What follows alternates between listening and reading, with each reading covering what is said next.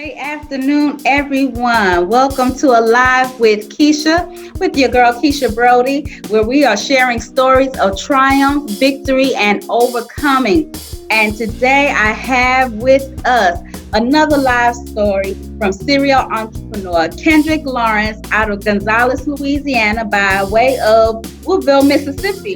And we are so excited to have you here today. Mr. Lawrence, how are you? Doing fantastic, ma'am. How are you? Doing fine, doing fine. Glad to see you smiling and grinding. Been watching you on social media and you are still getting things done. Well, How are glory be you? to God. Yes, yes. And so how are you managing to do that so well with such grace?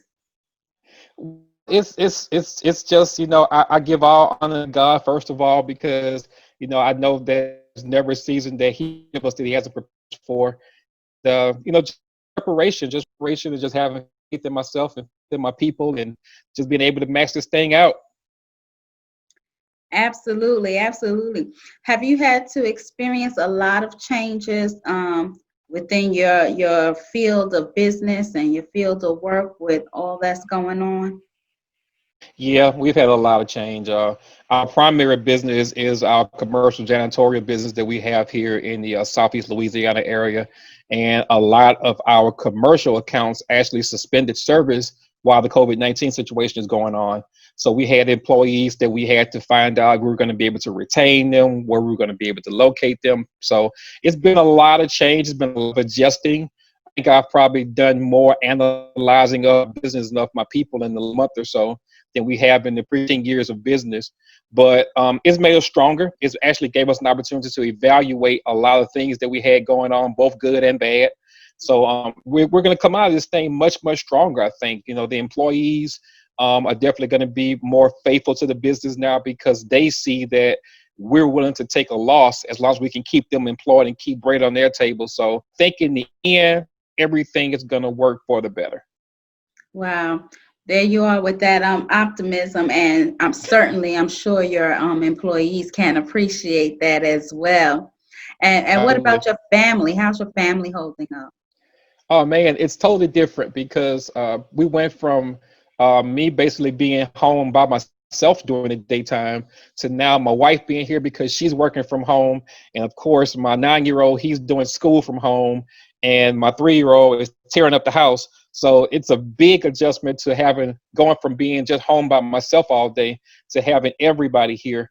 But you know, with the kids from time to time, it does get a little bit wearing on them where they're used to being out with their friends and doing things at school, and now being just cooped up in the house all the time. So I do make a conscious effort to try to get them outside and get some running around in the backyard and things like that, and doing some family night activities like just playing cards or some video games or some board games and stuff, just to try to keep their spirits up because I think a lot of times we underestimate how this different environment, this different time right now is actually affecting them because number one, they really don't know how to communicate it.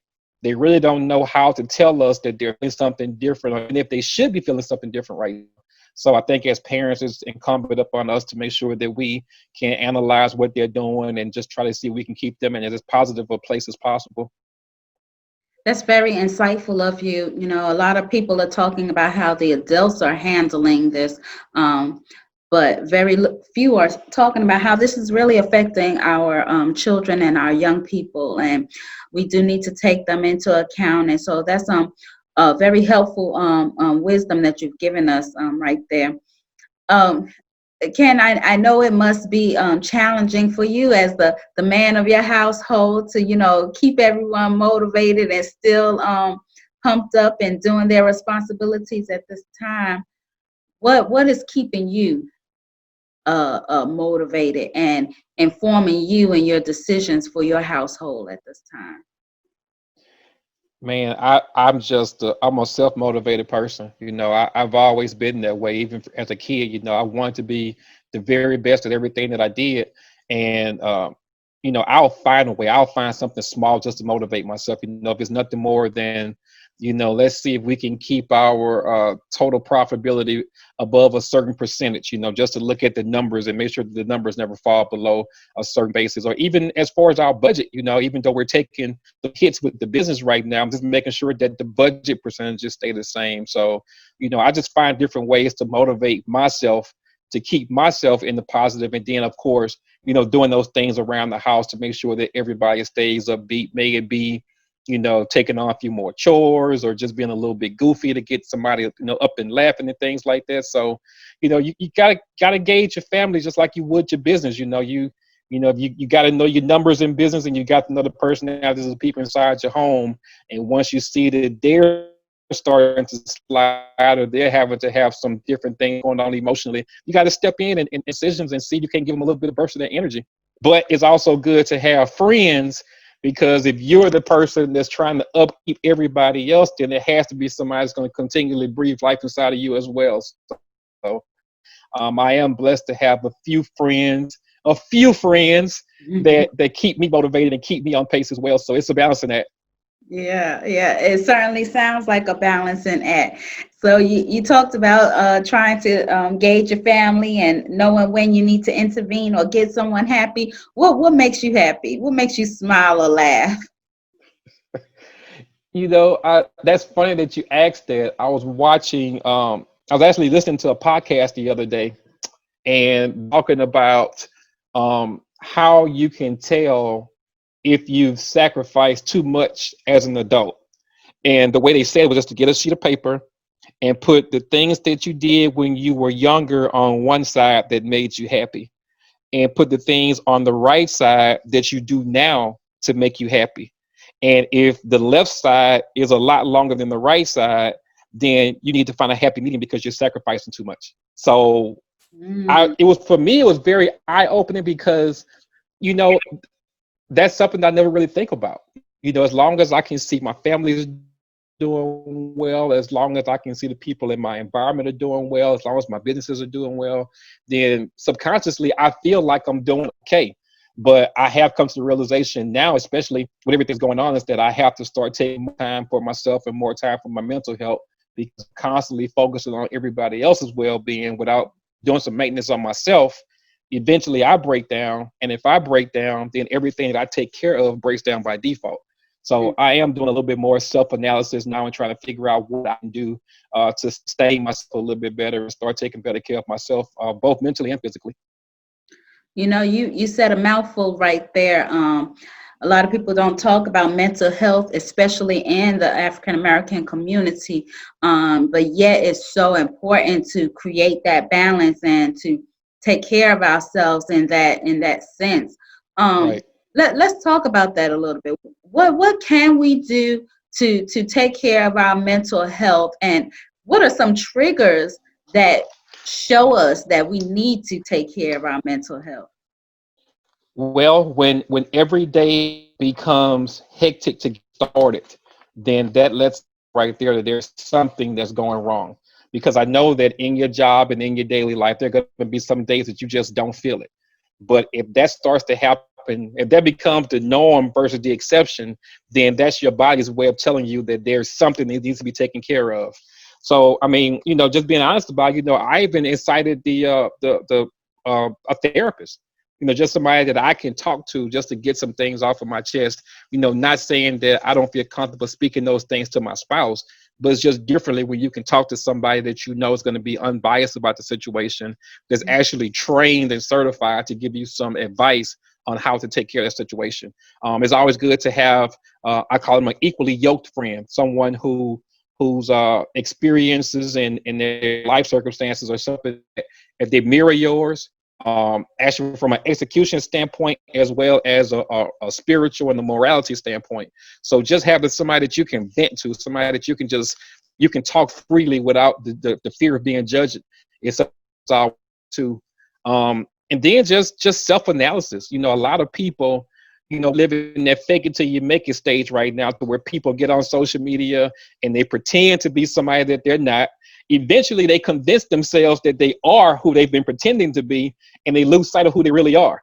So sometimes you just got to sit back and just come to core with who you are, the good, the bad, and the ugly, as the movies say, and just accept where things are, make those improvements where you see fit, and just go from there. You've got to be honest with where you are. I always tell people in my business community that we could never get you where you want to go until you first accept where you are. And I think the same thing is true when it comes to mental health. Wow.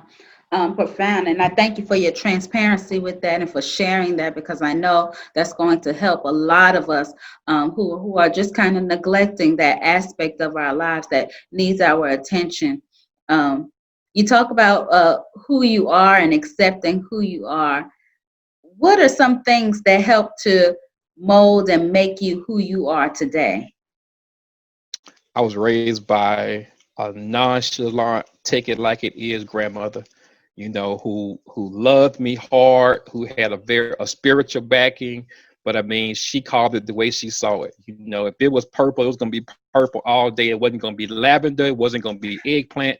It's purple. Hmm. And in my business life, it's helped me immensely because there's no sugarcoating it. It is what it is. Let's take advantage of the good things. Let's build on the bad things. But in my personal life, it's helped me as well too, because my friends, the people who are close to me, understand one thing: that the things that I do, even though sometimes I'm aware that it not come out the way I want it to, it can come out a bit harsh sometimes. But the people who actually know me know that it all comes from love. So my grandmother, man, my grandmother was the rock of everything that I am. I was raised by, I call them my physical trinity. It was my grandmother, my mom, and my aunt. Just strong black women, man. That just, they would bend, but they wouldn't break. And I Okay. always said that, once I got in a position to be the head of my household, that I would do everything in my power to make sure that I never allowed somebody who was in my life to have to go through the scrutiny and all the stress that those women went through. But they did it. They did it gracefully, and I picked up on it. That's why I say I think I'm in touch with my femininity much more than a lot of men are, because I was just raised around strong women. So you know the all of the signs, you know the cues, you know the ins and the outs. Yeah, yeah. The emotions don't bother me, man. I was raised in it. I saw it on a daily basis. Mhm. The things that they went through when they would go in the rooms and probably secretly cry to themselves because of what they had to go through. But when they were in front of us, it was always, eye to eye contact. It was always shoulders back, everything being as it was, and just focusing on problems. And they always focus on the solution. So I think that's a good bit of where that positive reinforcement comes from too. Mm. Said focusing on solutions. So, how are you using that now during this pandemic? And what would you tell those of us who are still at home and trying to make sense of all of this? What solutions would you put forth for everyone? Man, you just got to know the data. Know the data. Stay cognizant of the news. And I say that with a grain of salt because I'm a constant news watcher. But I do understand that a lot of the things they do in the news is for sensationalism. So I watch news from different sources. I may watch CNN, and then I watch Fox News to understand that the truth is somewhere in the middle.